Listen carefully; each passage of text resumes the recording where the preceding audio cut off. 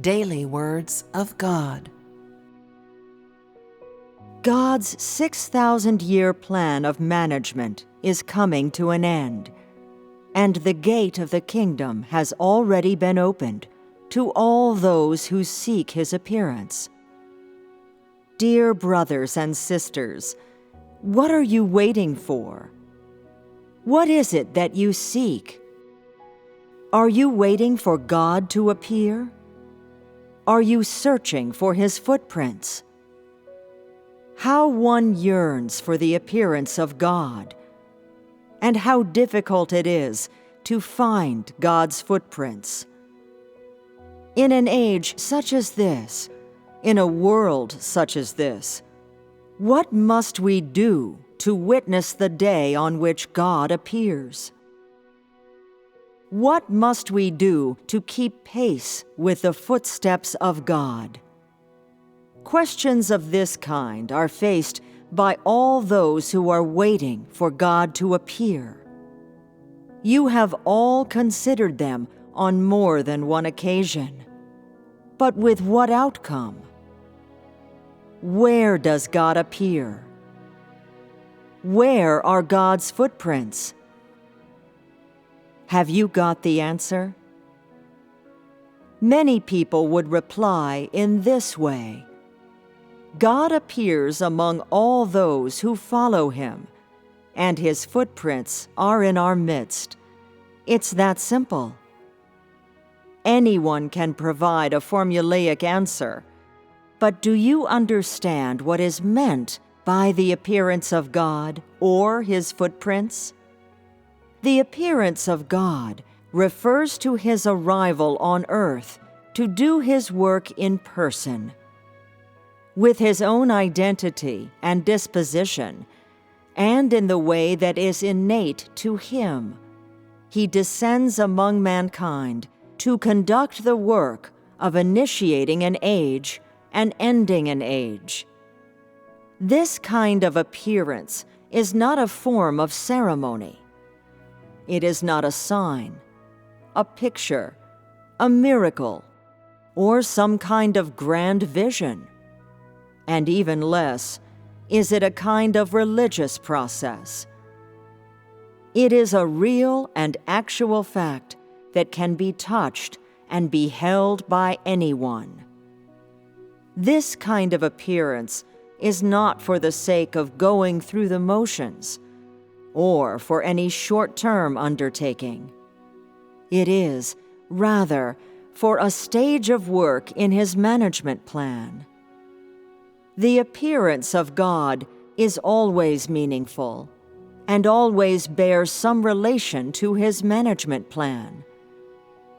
What is called appearance here is completely different from the kind of appearance in which God guides, leads, and enlightens man. God carries out a stage of His great work each time He reveals Himself. This work is different from that of any other age. It is unimaginable to man, and has never been experienced by man. It is work that starts a new age and concludes the old age. And it is a new and improved form of work for the salvation of mankind. Moreover, it is work that brings mankind into the new age. This is what the appearance of God signifies. Once you have understood what the appearance of God means, how should you seek God's footprints? This question is not hard to explain.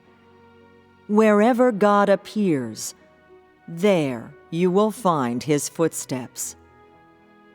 Such an explanation sounds straightforward, but it is not so easy in practice, for many people do not know where God appears, much less where He is willing to, or where He should appear. Some impulsively believe that wherever the Holy Spirit is at work, there God appears. Or else they believe that wherever there are spiritual figures, there God appears. Or else they believe that wherever there are people of high reputation, there God appears.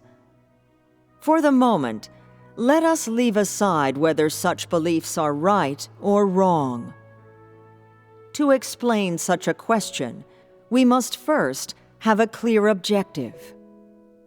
We are searching for the footprints of God. We are not seeking spiritual figures, much less are we pursuing figures of renown. We are pursuing the footprints of God. For this reason, since we are searching for the footprints of God, it behooves us to search for God's will, for the words of God, for His utterances. Because wherever there are new words spoken by God, the voice of God is there. And wherever there are the footsteps of God, God's deeds are there. Wherever there is the expression of God, there God appears. And wherever God appears, there the truth, the way, and the life exist. In seeking God's footprints, you have ignored the words, God is the truth, the way, and the life. And so, many people, even when they receive the truth, do not believe that they have found God's footprints. And still less do they acknowledge the appearance of God. What a grave mistake! The appearance of God cannot be reconciled with man's notions, still less can God appear at the behest of man. God makes His own choices and His own plans when He does His work. Moreover, He has His own objectives and His own methods.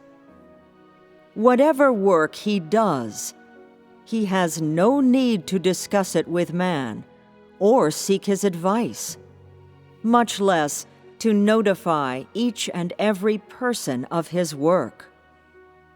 This is the disposition of God, which should, moreover, be recognized by everyone. If you desire to witness the appearance of God, to follow God's footsteps, then you must first walk away from your own notions. You must not demand that God do this or that. Much less should you place Him within your own confines and limit Him to your own notions. Instead, you should ask how you are to seek God's footprints, how you are to accept God's appearance, and how you are to submit to the new work of God. This is what man should do. Since man is not the truth, and is not possessed of the truth, he should seek, accept, and obey.